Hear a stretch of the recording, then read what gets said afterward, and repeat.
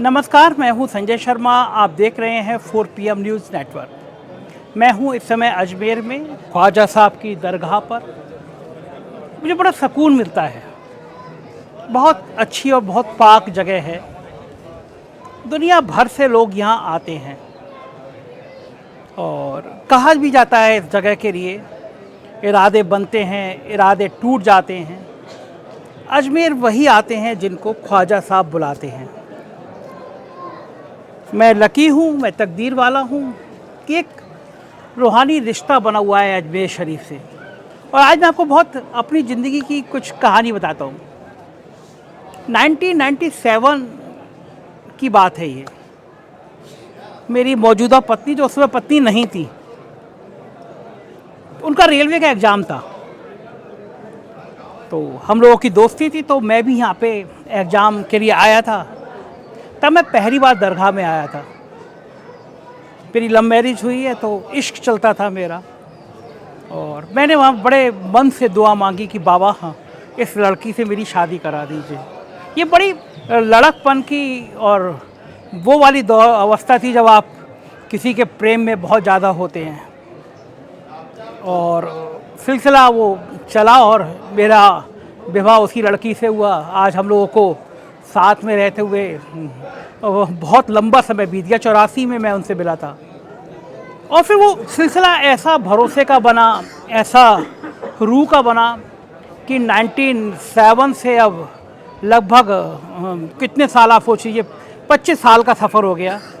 और इस सफ़र में कोई साल ऐसा नहीं बीता कि जब मैं अजमेर ना आया हूँ। 25 साल से हर साल मैं अजमेर आया।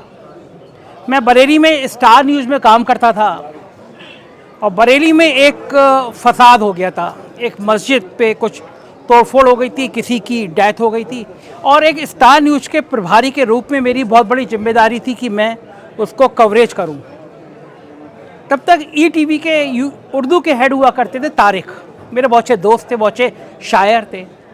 उनका फ़ोन आया कि संजय तुम अजमेर जाते हो, ETV की टीम जा रही है इस बार, और उसका हम लोग सीधा प्रसारण कर रहे हैं। अब मैं अजमेर के नाम पे मुझे बड़ा अच्छा सा लगता था, कोई मुझे कॉल करे, कोई मुझे बुलाए। तो मैंने सोचा कि चूँकि बरेली में माहौल तनाव का हो गया था और एक पत्रकार के रूप में रहना चाहिए, तो कैसेट भेजा करते थे उस समय।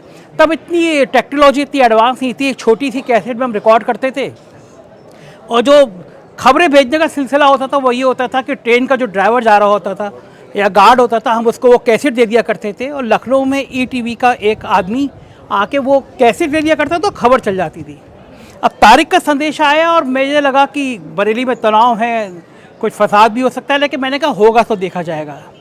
मैंने अपने कैमरामैन से कहा अगर ईश्वर ना करे कोई घटना हो जाए तो तुम रिकॉर्ड करके और कैसेट दे देना, बाकी मैं वॉइस ओवर या जो खबर बोल रही होगी वो अजमेर से बोल दूंगा।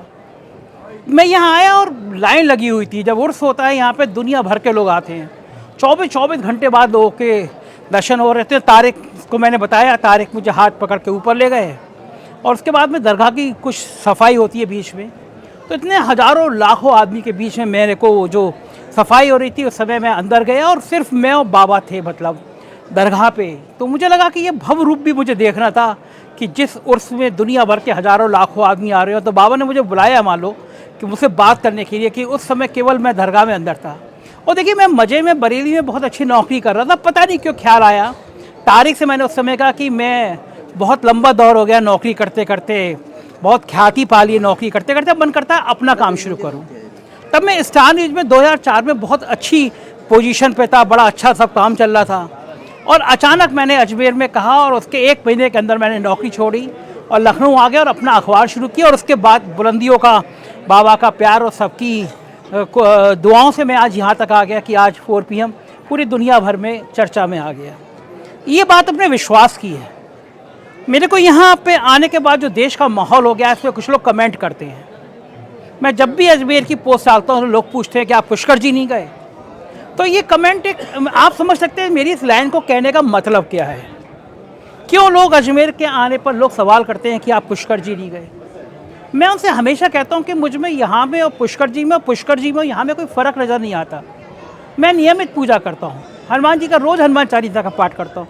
मेरे को अंदर खड़ा होता हूँ तब भी हनुमान नज़र आते हैं और हनुमान मंदिर में मुझे बाबा भी नज़र आते हैं। मैं हमेशा कहता हूँ एक ताकत एक है दुनिया का जो चलाती है, आप कहाँ उसको हिंदू और मुसलमान के भेद में बांटते हो।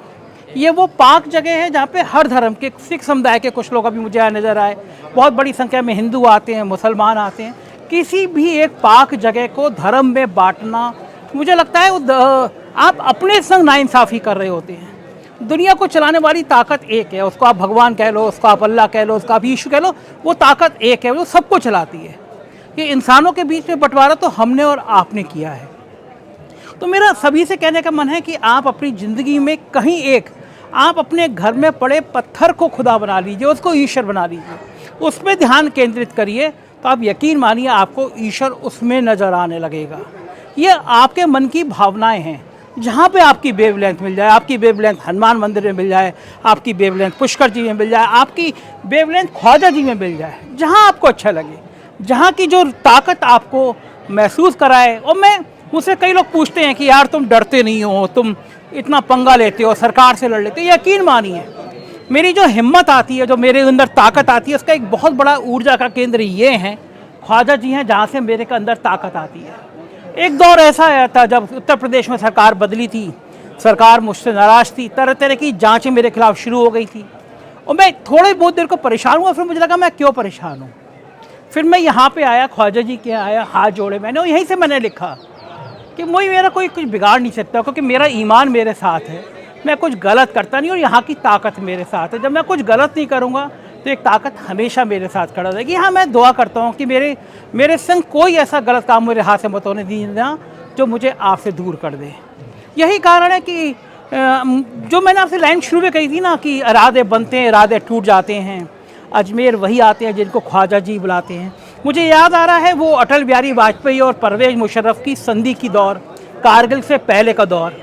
परवेज़ मुशर्रफ दुनिया का बहुत ताकतवर नेता था, मतलब ताकतवर मैं इन द सेंस कह रहा हूँ अपने जुनून का नेता था। पाकिस्तान छोटा सा मुल्क था, ताकतवर कभी नहीं था, लेकिन अपने जुनून का नेता था।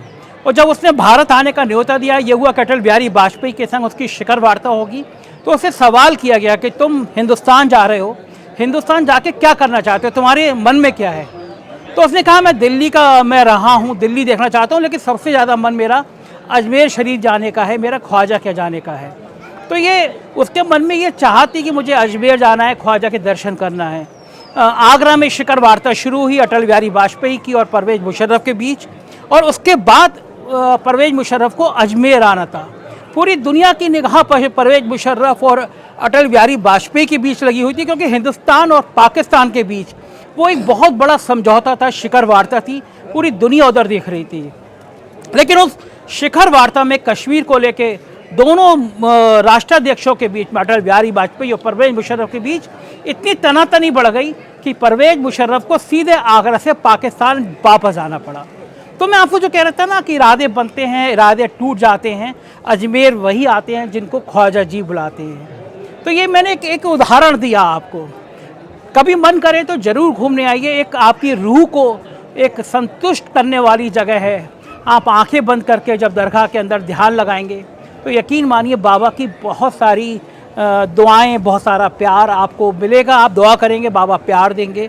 और ये वो जगह हैं, भारत सूफ़ी संतों का देश रहा है, और यहाँ के मंदिर में भी उतना प्यार है जितनी मस्जिद में है, उतना ही गुरुद्वारों में प्यार है जितना चर्च में है। बस आपके मन की बात है, आप अपने मन की आत्मा से किस तस्वीर से क्या देखना चाहते हैं वो ही आपको मिलता है। आप मंदिर में बैठकर खुदा को देख सकते हैं और मस्जिद में बैठ के भगवान को देख सकते हैं, ये आपके अंदर की बात है। तो अपनी रूह को पाक करिए, इन धर्म के झंझट में मत उतरिए। जब ईश्वर ने आपको धरती पे भेजा था, जब आप इस दुनिया में आए थे, तो आपका कोई धर्म नहीं था, जो आपके पिता का नाम था वही आपका धर्म बना, लेकिन ऊपर वाला ने आपके लिए कोई धर्म तय नहीं किया था। तो इंसानियत के धर्म को पहचानिए, क्योंकि इंसानियत से बड़ा कोई धर्म नहीं है। तो आज मैं आया था और बहुत खुश हूँ, मैं अपने बेटे के साथ आया था, तो मुझे वो सब ये बातें आज रिकॉल हुई, तो मुझे लगा आपसे जिक्र करूँ। तो आइए कभी अजमेर में दर्शन कीजिए ख्वाजा के, अच्छा लगेगा, यकीन मानिए अच्छा लगेगा। शुक्रिया।